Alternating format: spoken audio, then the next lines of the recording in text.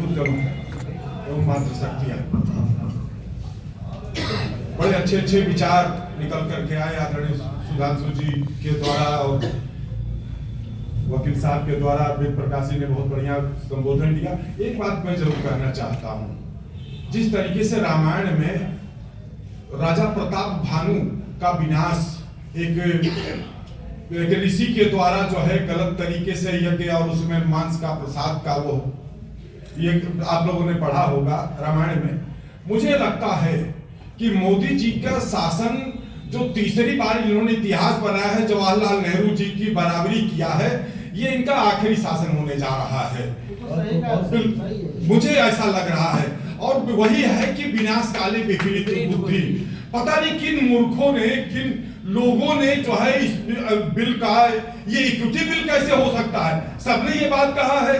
कहां से? जहां हमारा संविधान ये बात कहता है कि समता और समानता की बात करता है, तो समानता कहां है? हमें तो दोषी आपने सिद्ध कर दिया। हमने सोशल मीडिया पे देखा कि कसाब का तो जो है बहुत दिन तक मुकदमा चला। हम सवर्णों को तो पहले सजा दी जाएगी, फिर हमारी सुनवाई होगी। ये होने जा रहा है। तो मैं तो यही कहूंगा कि भगवान इन लोगों को बुद्धि दे।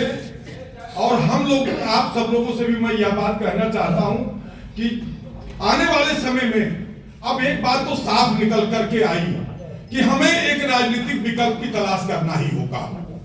ये समय अब आ गया है।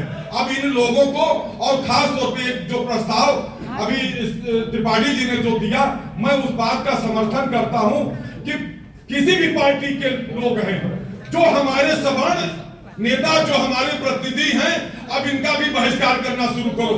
या तो ये हम लोगों के साथ आए, या तो अपनी अपनी पार्टी में और इस मुद्दे को आवाज उठाएं।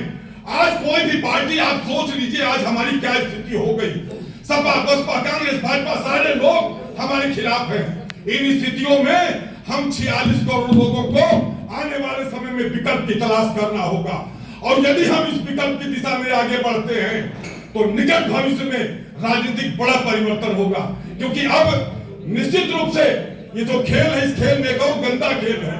और वो गंदा खेल है कि अब हम 85% को, क्योंकि ये पीडीए के नाम पर एक पार्टी जो राजनीतिक चाल चल रही है, उसमें घुसपैठ कैसे बढ़ाएं, और उसमें घुसपैठ बढ़ाने के लिए हम सवर्णों को बलि का बकरा बनाया गया है। तो अगर हमको बलि का बकरा बनाया गया है तो हम तुम लोगों को आपस में लड़वाएंगे। 85% में तुम लड़ो और हम, हमारी आबादी कम नहीं है, हम ब्राह्मण भी बहुत बड़ी तादाद में हैं। अगर ब्राह्मण की भी बात करें तो पूरे देश भर में विभिन्न टाइटलों से हमको जाना जाता है। और पूरे समाज की अगर हम बात करें तो हम 25-26% हम हैं। हमारी आबादी कम नहीं है किसी भी रूप में। तो ये बात कहते हुए मैं, चूंकि 2 मिनट का समय है, मैं एक प्रस्ताव देना चाहता हूं। विषयों पर लोगों ने बात रखा।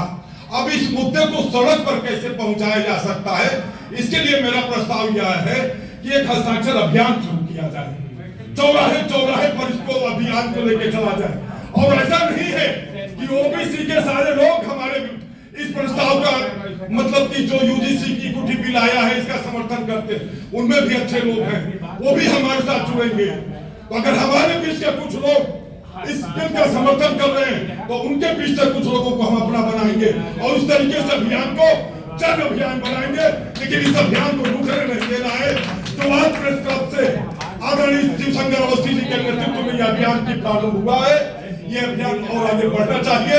हम लोग हर तरीके से इस अभियान में अपनी सहभागिता करने को तैयार हैं। धन्यवाद। जय मातृभूमि, जय भारत।